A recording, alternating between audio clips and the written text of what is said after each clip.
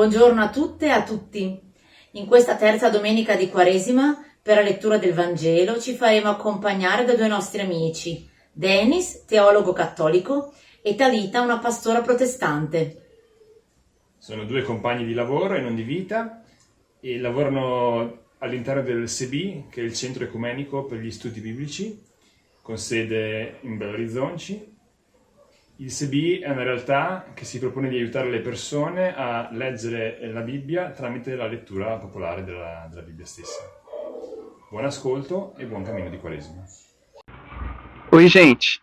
Nós nos encontramos em palavra nesta caminhada quaresmal que ruma à Páscoa para fazer memória de que a gente é povo de Páscoa, peregrino da esperança. E nesse domingo, no Evangelho do terceiro domingo da Quaresma, a gente sabe da história de que o povo acode a Jesus, contando o acontecimento de que alguns galileus foram massacrados por Pilatos e o sangue desses galileus se misturou com o sacrifício do templo. E Jesus pergunta se esses galileus eram mais culpados do que os que estavam ali colocando aquela questão. E alerta em tom profético: se vocês não se converterem, não mudarem radicalmente, vocês todos vão perecer do mesmo fim. E depois conta uma parábola, a parábola da figueira, de que havia um homem que queria frutos da figueira, de uma figueira que nunca dava frutos, parecia estéril, e antes que cortasse e lançasse ao fogo, o vinhateiro pediu que esperasse mais um tempo, tivesse paciência, que ele iria cuidar, adubar, e então revela um pouco da paciência. Esse evangelho nos confronta e nos orienta a gente seguir o mesmo caminho que Jesus seguiu, né? Que foi um caminho de justiça, que foi a escolha de ficar do lado do povo, e isso levou Jesus, a gente sabe aonde, né? E pode também nos levar a esse caminho de ser rejeitado, de ser excluído pelos poderes do império deste mundo, né?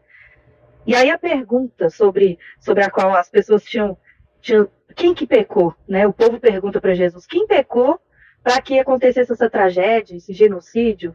Foi o povo, foram os pais dos povos, né? Foram os ancestrais, quem pecou? Porque de alguma forma o povo queria justificar isso como esse genocídio como se fosse um castigo de Deus para o povo. E aí eu trago aqui a memória aquela mesma pergunta, né, que os discípulos fizeram lá em João 9, sobre o cego de nascença, quando os discípulos olham para Jesus e perguntam, quem pecou para que esse homem sofresse com tal dificuldade? Foram os pais? Foi ele mesmo? E aí Jesus, na sua resposta, traz essa visão dessa teologia da retribuição que ele não acredita e que ele quer tirar do meio do povo de toda forma. Que essa teologia da retribuição vem do templo, vem do próprio império por meio do povo. E Jesus, ele quer tirar o foco dessa teologia da retribuição e trazer o foco para a raiz do problema. Aquilo que acontecia e que levava o povo a ser oprimido, a ser massacrado, a sofrer com várias opressões do templo, do império, o genocídio contra o povo. E aí Jesus começa a trazer para o povo a raiz desse problema. Da onde que vem a raiz? O povo não pecou, o pai do povo, a mãe do povo não pecou. Quem pecou? Ninguém pecou. Né? Aonde que está a raiz desse problema? E aí Jesus sela esse pensamento com essa frase que é tão emblemática, e ele enfatiza essa frase. Ele fala para o povo, se vocês não se arrependerem, vocês vão morrer junto igual a eles. Vocês vão morrer do mesmo jeito. E aí isso talvez pode significar que Jesus queria que o povo enxergasse que aqueles que eram considerados subversivos pelo templo, pelo império, que foi o povo lá da Galileia, os companheiros da Galileia, e Jesus também, o próprio Jesus era considerado subversivo.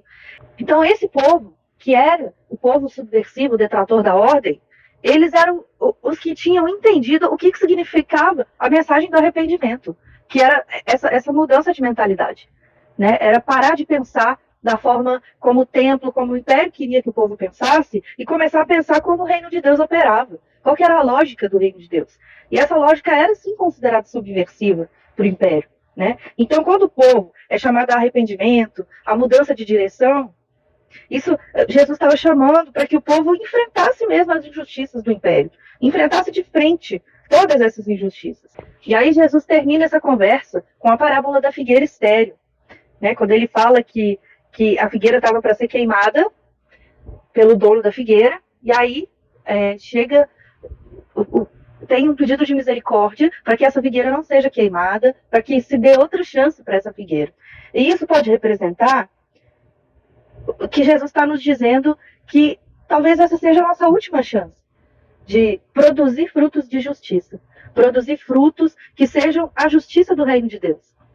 E parar de produzir frutos de morte, parar de produzir frutos que são associados ao império, ao genocídio do império, às opressões do império, ao massacre do império, e começar a produzir frutos de justiça do reino de Deus. E os frutos de justiça do reino de Deus são esses frutos que nos levam para esse caminho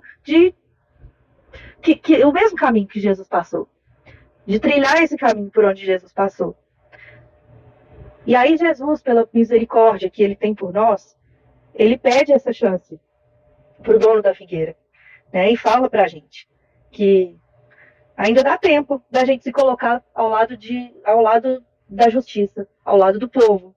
Ainda dá tempo da gente produzir frutos de justiça. Amém.